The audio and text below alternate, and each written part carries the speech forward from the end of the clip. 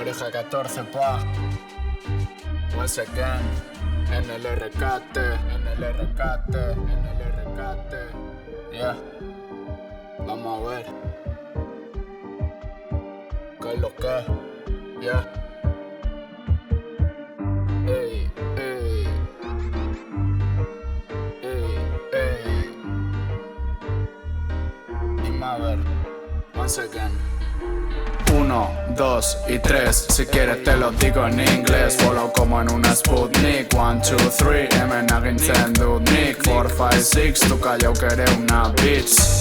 Estamos tranquilos, estamos relajados, jugándonos la vida a los dados. Te crees tu propio jefe y eres un fracasado. A mí no te me acerques que yo ya estoy casado. Ey, estoy cansado en verdad de tanta falsedad, falsa amistad a mi lado.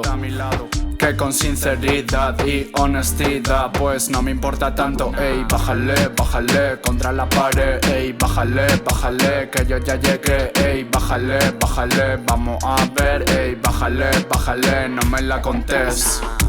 Dando la cabeza muchas vueltas.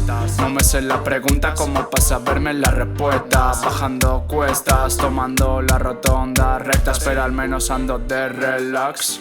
Lo malo lo deja atrás y tú te quedas o te vas.